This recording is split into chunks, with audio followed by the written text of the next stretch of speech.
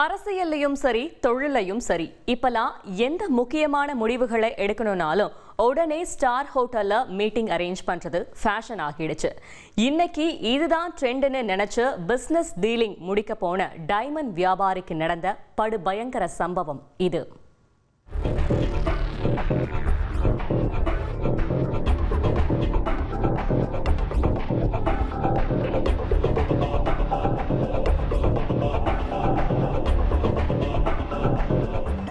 என்னதான் தங்கத்தோட விலை நாளுக்கு நாள் அதிகரிச்சுட்டே போனாலும் உங்க அன்புக்குரியவர்களுக்கு உடனே இந்த நெக்லஸ கிஃப்ட் பண்ணுங்க, உங்க சந்ததிக்கு சேவிங்ஸ ஸ்டார்ட் பண்ணுங்கன்னு கோல்டு டைமண்ட் நகையோட மார்க்கெட்டிங் எப்போதும் நம்ம இதயத்தை டச் பண்ற மாதிரி தான் இருந்திருக்கு.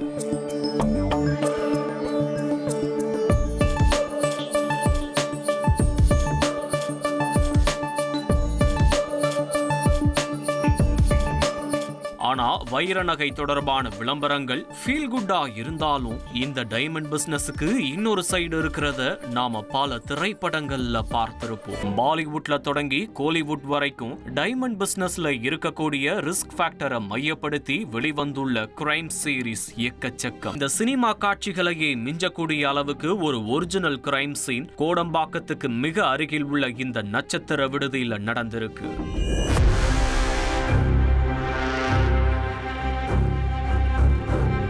டைமண்ட் விற்க வந்த ஒரு தொழிலதிபரை சூட் ரூம்ல கட்டி போட்டு 23 கோடி ரூபாய் பெருமான வைரத்தை கொள்ளையடிச்சிருக்கு ஒரு கும்பல்.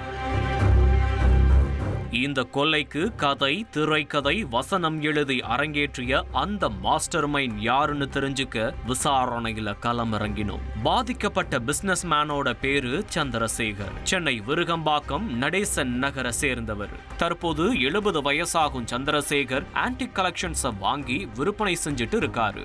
சமீபத்துல மதுரையைச் சேர்ந்த தொழிலதிபர் ஒருவர் சந்திரசேகர் கிட்ட 23 கோடி ரூபாய் மதிப்பிலான வைர நகையை விற்றுத்தர சொல்லி ஒப்படைத்திருக்கிறார். சந்திரசேகரும் அவருக்கு பழக்கமான இடைத்தரகர்கள் மூலமா போனா வராது ரேர் பீஸ்னு பிக் ஷாட்டுகளுக்கு ரகசியமா மார்க்கெட்டிங் பண்ணவும் நிறைய இடத்திலிருந்து ஆஃபர்ஸ் வந்ததாகவும் சொல்லப்படுது.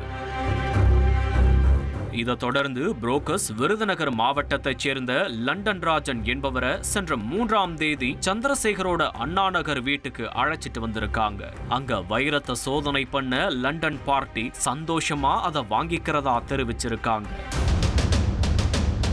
பிசினஸ் மீட் சக்சஸ்ஃபுல்லா முடியவும் மறுநாள் லண்டன் ராஜன் வடபழனியில அவர் தங்கி இருந்த ஸ்டார் ஹோட்டலுக்கு சந்திரசேகரை வர சொல்லி இருக்காரு.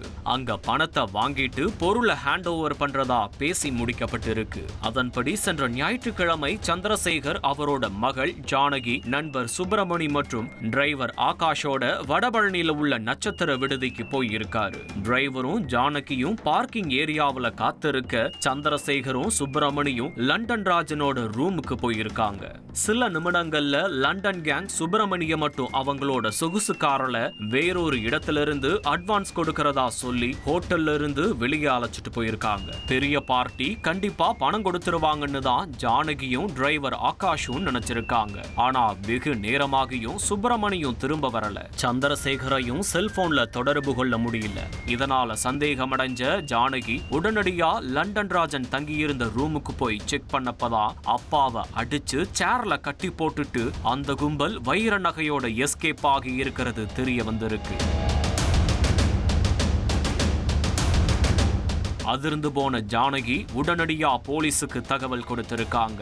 சம்பவ இடத்துல பொருத்தப்பட்டிருந்த சிசிடிவி கேமராக்களை ஆய்வு பண்ணி கொள்ளையர்களை அடையாளம் கண்ட காவல்துறையினர் 2 தனிப்படைகளை ஃபார்ம் பண்ணவும் இன்வெஸ்டிகேஷன் வேகம் எடுத்திருக்கு. கொள்ளையர்கள் சென்னையிலிருந்து சவுத் சைடுக்கு தப்பிச்சு போனதை உறுதி செய்யப்பட்டதால பல இடங்கள்ல தீவிர வாகன சோதனை நடந்திருக்கு. அதுல தூத்துக்குடி பக்கத்துல உள்ள இடத்துல வச்சு லண்டன் ராஜன், அவரது உதவியாளர் அருணாச்சலம், நண்பர் விஜய் மற்றும் பாஸ்கர் ஆகிய 4 பேரை கைது பண்ணி கொள்ளையடிச்ச வைரத்தையும் போலீஸ் பறிமுதல் செஞ்சிருக்காங்க.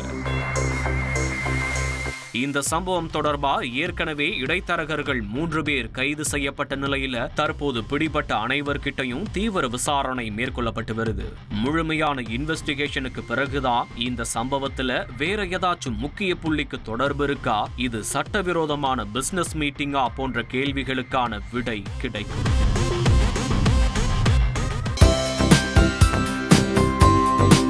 தந்தி டிவியை உங்கள் கேபிள் டிவி ஆபரேட்டரிடம் இலவசமாக கேட்டு பெறுங்கள்.